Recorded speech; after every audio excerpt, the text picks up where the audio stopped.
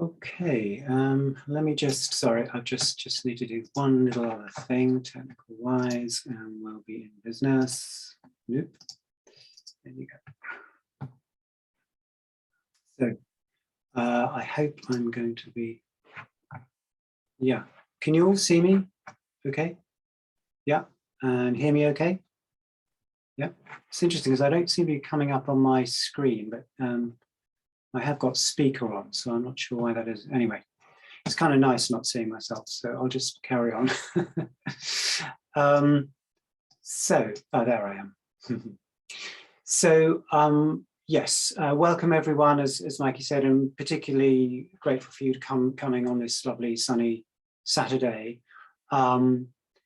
If you're just sort of dipping your toe into engaged Buddhism, special welcome. If you're an old hand, or you consider yourself an old hand, very welcome. And if you're anywhere in between, so everyone's very welcome. So the question today that I'll be reflecting on is, what does it mean to really meet the climate and ecological emergency, which is now unfolding at such an alarming rate? In a moment, we're going to hear a reminder of the facts of the climate and ecological emergency. And we need a reminder because it's just so really easy to forget. And I have a little confession here. I have to confess that although I count myself an activist, I actually continually forget. Between Extinction Rebellion actions, I find myself really easily drifting into the everyday, the ordinary, reassuring regularity of everything. But Buddhism is all about waking up. The Sanskrit root Bud means awake. So Buddhism is awakeism. So as Buddhists, we're called to face into the way things are, both inner and outer.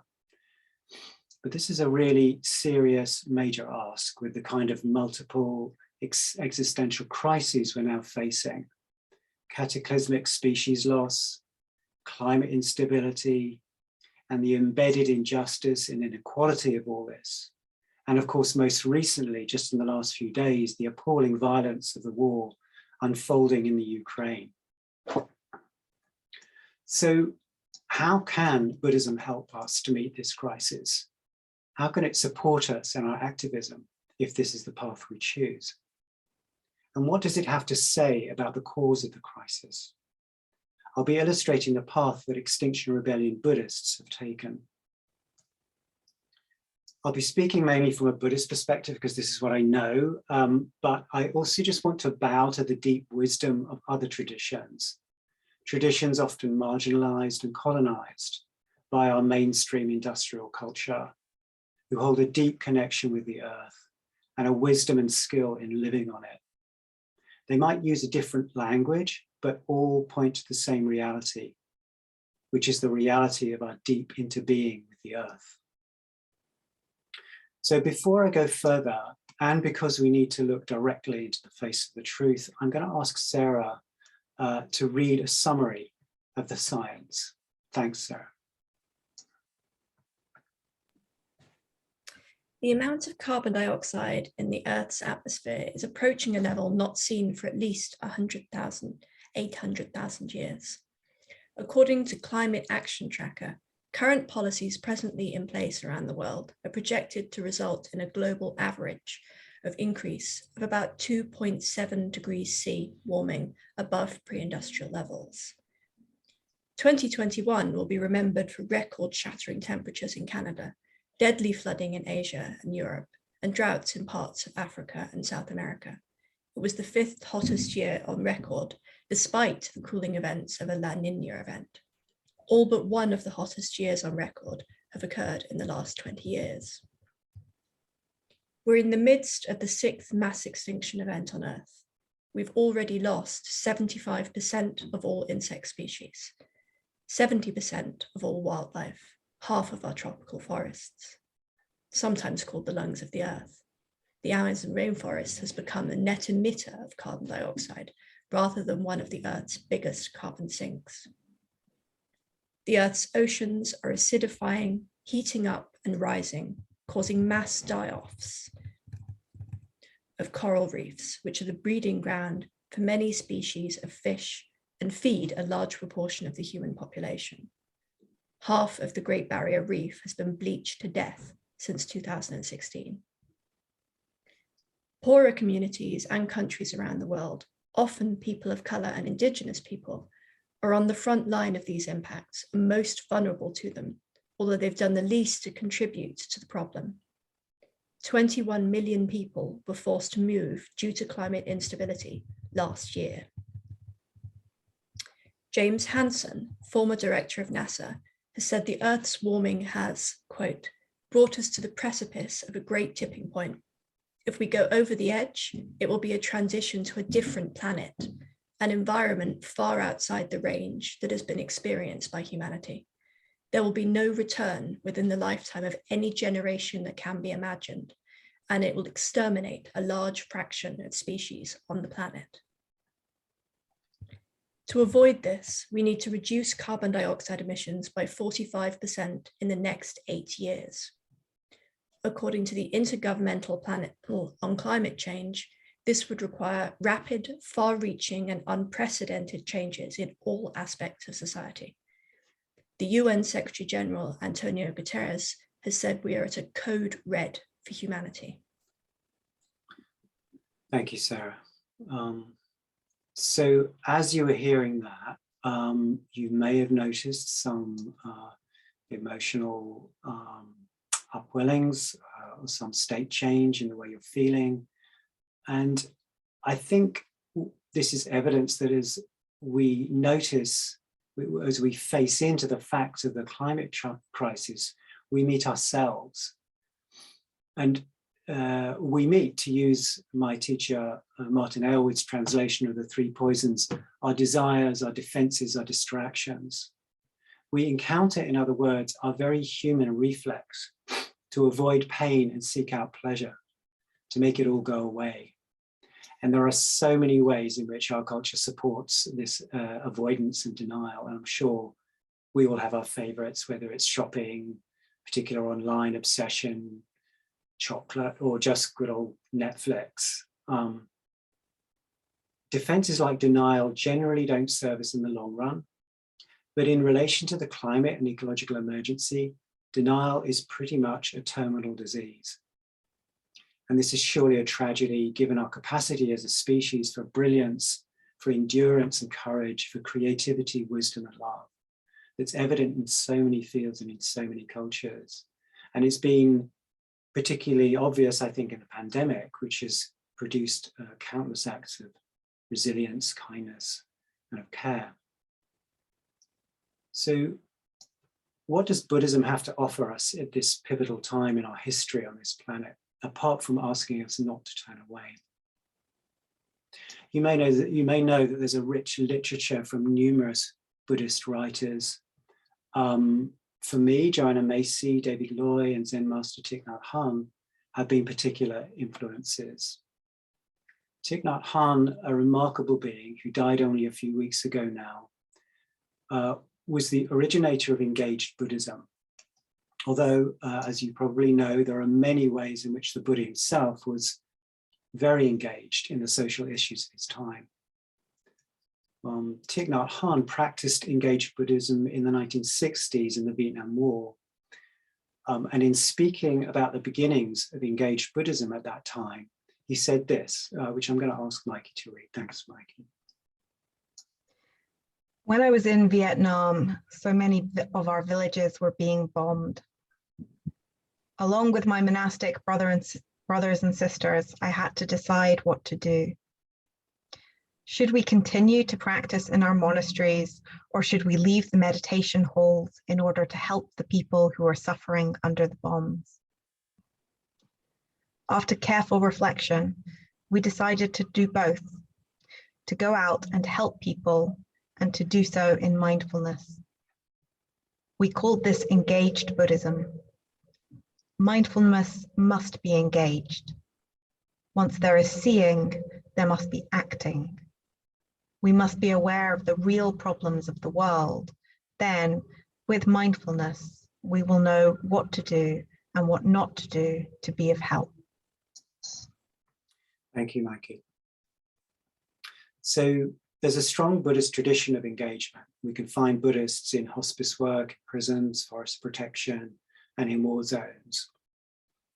From my engagement in direct action and from my reading, I think three elements from the Buddhist teachings stand out particularly for me as relevant and helpful. These are compassion, equanimity, and interconnectedness.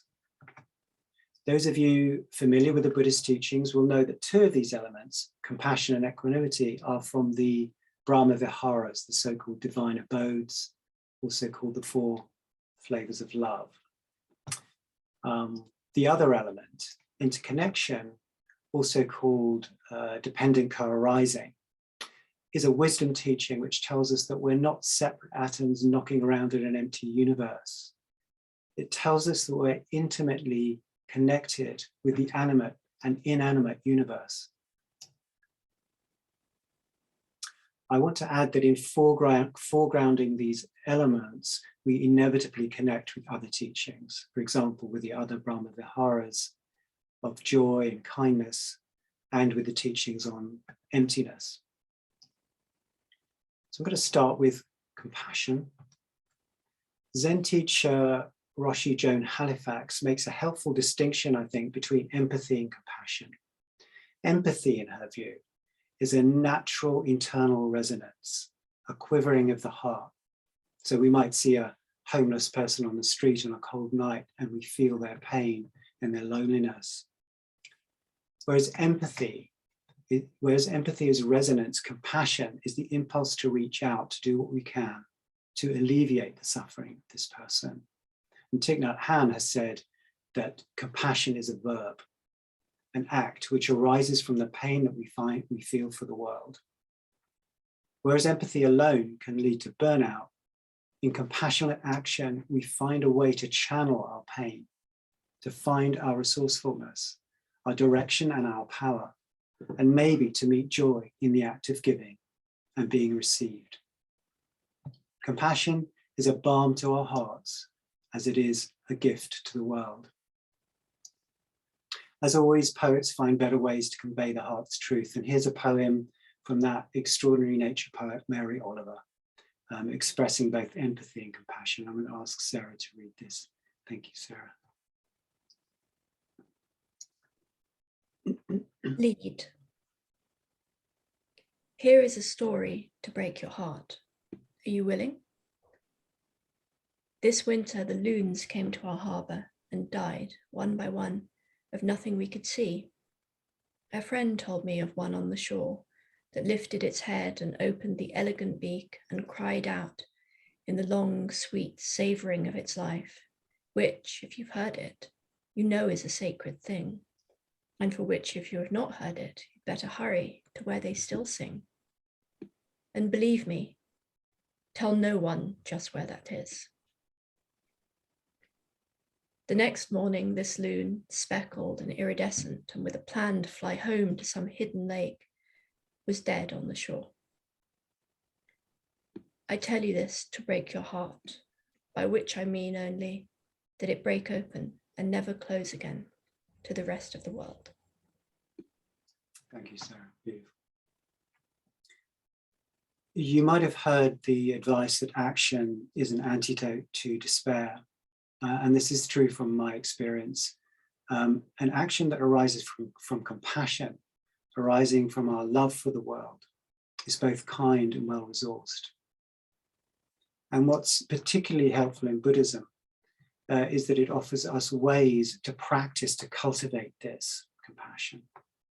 So we have the practice of loving kindness, which is of consciously sending well-wishing to ourselves and all beings. We have the practice of dedicating the merit, of sharing the goodness of our practice with all beings. And the practice of Tonglen from the Tibetan tradition. All these offer Buddhist practitioners a way to cultivate compassion and to carry it into the world. A friend in Exile Buddhist wrote this about his practice of Tonglen, and I'm going to ask Mikey to read this. Thanks, Mikey. I meditate on taking suffering from others and giving them my happiness, a Tibetan practice called Tonglen. For example, during the wildfires in Australia or the Amazon, I imagined the suffering of being an animal burned alive and take in the suffering. And sometimes I imagine the world in a couple of decades when the ecological situation is much worse and societies are much more broken, and take in the suffering of future generations. These practices give me a lot of strength of compassion to know that I have to do something, whatever, and not just let it happen. Thank you, Mikey. I think it's worth comparing the action that flows from compassion with action that is angrily focused on the wrongness or badness of the other. The individual politician passing oppressive laws against protesters, or the corporation ruthlessly exploiting for oil in a vulnerable African country, to take two totally random examples.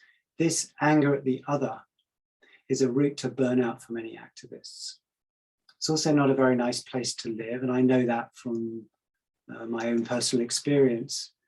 Anger is a state, anger as a state rather, and its sister bitterness is depleting for the self and tiring for others.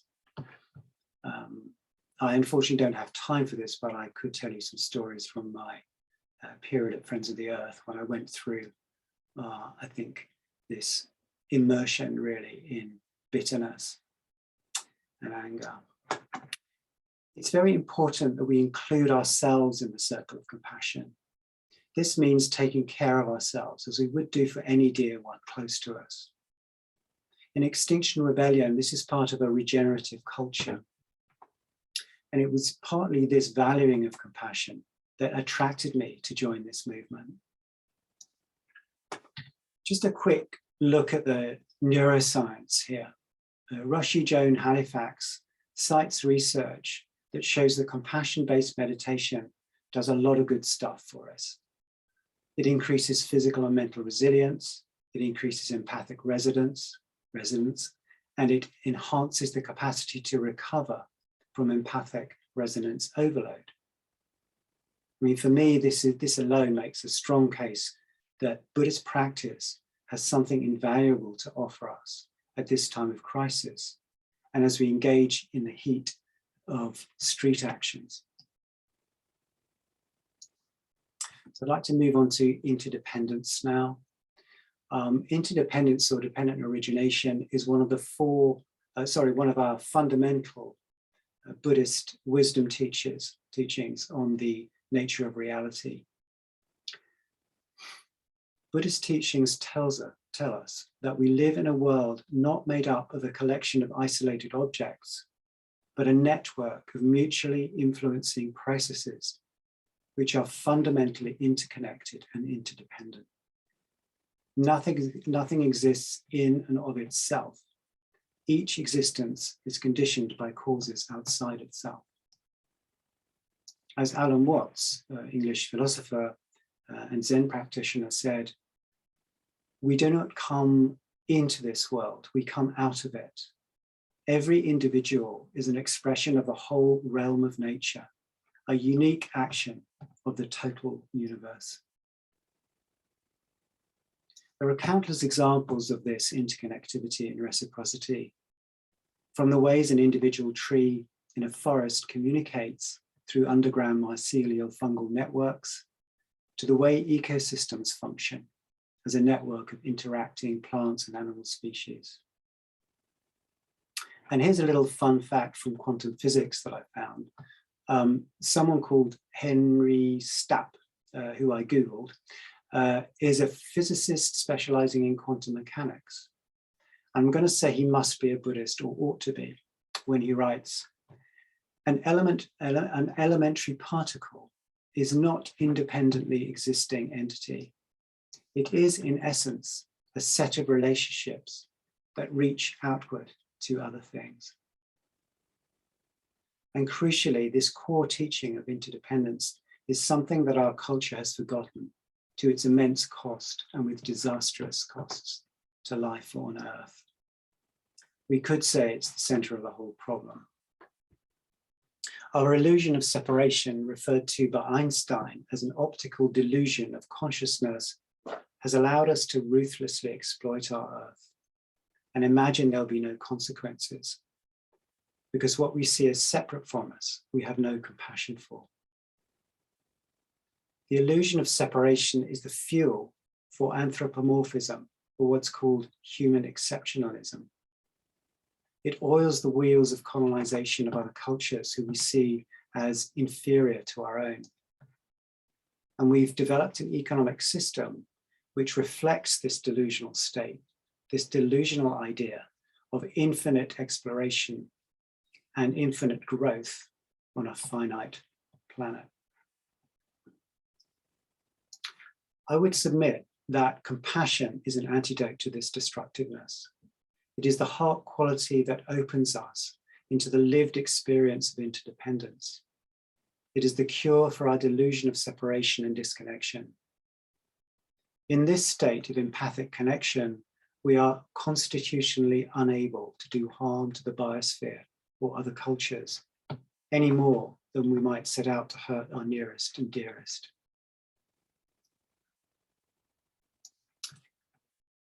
And now on to equanimity. So equanimity, as I'm sure you're aware, is the capacity to make room for internal emotional reactivity and impulses, our very human life, with sensitivity and with kindness. It's a kind of spaciousness of mind and heart. I remember discussing my depression about the trajectory of the world with my teacher, Martin Aylward, a few years ago. I was just about to go on a solitary retreat and kind of preparing to pack my depression away in my rucksack and take it with me. He understood, but he also suggested that I might go out at night during the retreat and look up at the stars and the vastness of space. He reminded me that in time, whatever calamity was unfolding, that our planet would recover as it had done many times before. That from a planetary perspective, our crisis is nothing worse than the equivalent of a bad headache.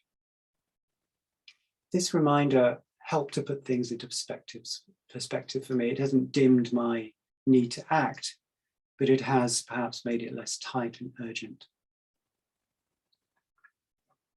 And Thich Nhat Hanh speaks to the potentially life-saving qualities of equanimity when he says, when the crowded Vietnamese refugee boats met with storms or pirates, if everyone panicked, then all would be lost. But if even one person on the boat remained calm and centered, it was enough. It showed the way for everyone to survive. And this bears on my own experience of the essential role of equanimity in the hectic, loud, unpredictable world of frontline activism. As Buddhists, our capacity to hold the very visceral impacts of street action in the wide open space of equanimity gives us a resilience and an ability to be truly present for our fellow activists. It isn't that we're unaffected, but we perhaps have more tolerance and less reactivity than those without the resource of practice. I'm also sure that our presence sitting in meditation is both a calming anchor and an inspiration to other activists. So I'd now like to segue into some photos of exile Buddhists, Extinction Rebellion Buddhists on the street activism.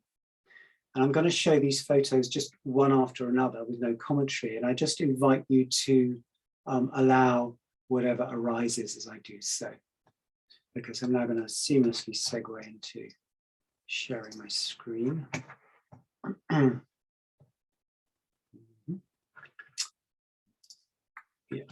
Oops.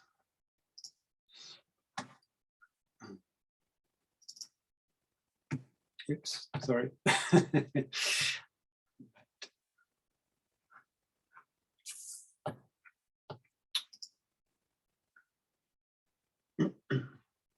So that's our logo. And here we go.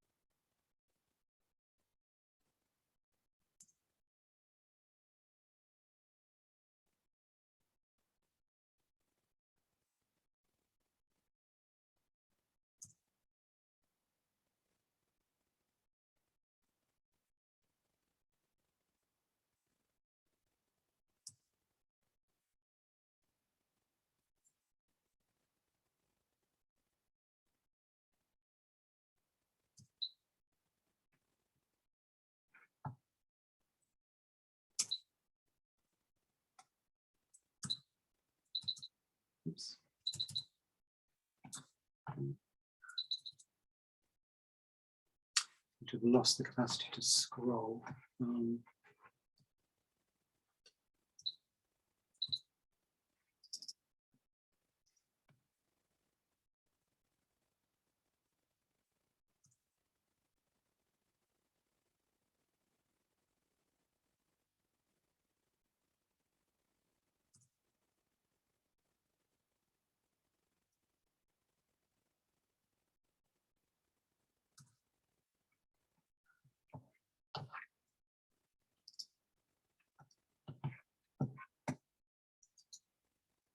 Okay.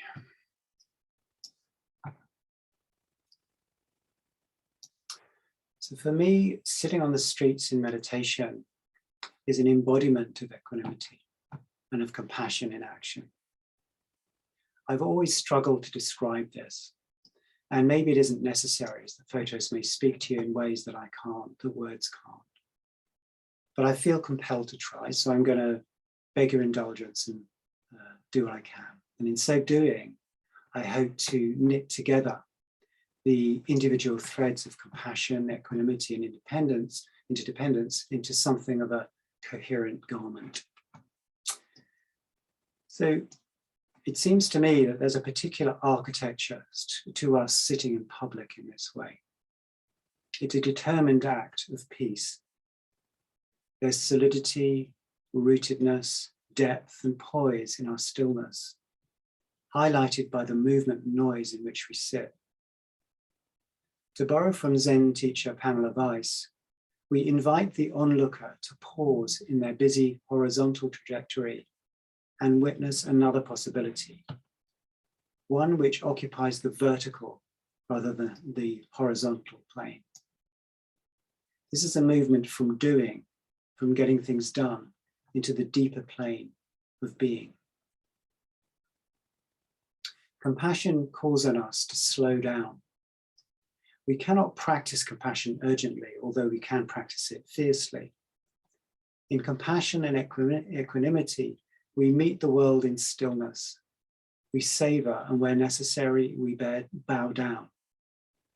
This is an act of respect, and it works against the violent exploitation of a world made inanimate by the business of doing and getting, so encouraged by our culture. In the midst of the urgency of the climate and ecological catastrophe, we Buddhists say we cannot afford to rush. If we launch headlong into solutions, we can run into the danger of perpetuating the violence of doing, of the quick fix, and not seeing the roots of the problem, which resides in our way of being and way of relating. The wisdom teaching that all things are connected, ourselves to the other, to animate and inanimate nature, cause and effect, this arises, so that arises, is a description of the heartbeat of the universe. If it is a fact, and it is a fact, interdependence is a beautiful fact, one that beckons us into the rich tapestry of form and emptiness, where perhaps we can finally allow ourselves to re-find and remember the axons of our connectedness with each other and this astonishing blue-green planet which we've been gifted. And so to return to the beginning, it is my experience, and I think I speak for many, if not all of those in Extinction Rebellion Buddhists, it is my experience that as we meet this crisis, we find ourselves taking new paths, taking strange shapes, growing into places we couldn't have imagined possible. And as our hearts grow wider in reach, and with our roots in the Dharma and the community of beings, we grow deeper and stronger. I'm going to ask Sarah now to read some words from another dear Buddhist friend. Thank you, Sarah. I think activism has helped me develop deeper metta, equanimity, and even insight. I've done a lot of reflecting on the impermanence of everyone and everything I love, including the beauty and impermanence of the natural world itself. I've been almost forced to clarify, what do I really think? What are my values? What do I really care about? I've been almost forced to look after my heart, to nourish and connect with my spiritual inspiration, a deeper energy. My heart has opened, keeps opening more to the power of Sangha, the extraordinary beauty of other people's idealism, which inspires and sustains me.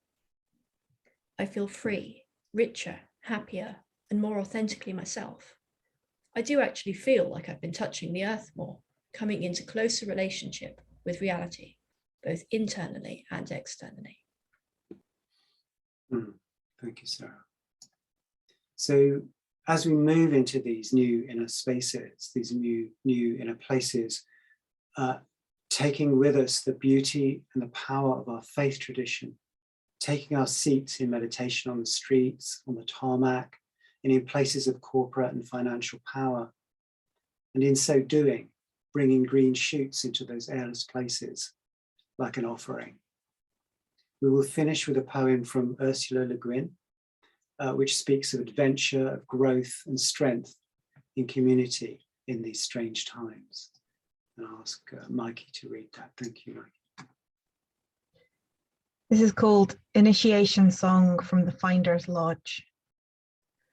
Please bring strange things. Please come bringing new things. Let very old things come into your hands. Let what you do not know come into your eyes. Let desert sand harden your feet. Let the arch of your feet be the mountains. Let the paths of your fingertips be your maps, and the ways you go will be the lines on your palms. Let there be deep snow in your in-breathing, and your out-breath be the shining of ice. May your mouth contain the shapes of strange words. May you smell food cooking you have not eaten. May the spring of a foreign river be your navel. May your soul be at home where there are no houses.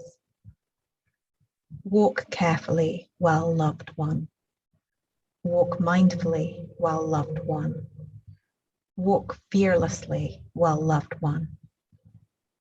Return with us, return to us. Be always coming home. Thank you. And so, as we go out into the world of activism, we're also coming home to the three jewels. Home to our Buddhist nature, home to our wisdom teachings, and home to our precious Sangha, the community of beings both near and far. Activism is practice. Activism as practice. Our world is on fire, friends, and I believe that the world needs Buddhism, its resilience, its compassion, and its wisdom now as never before. Thank you.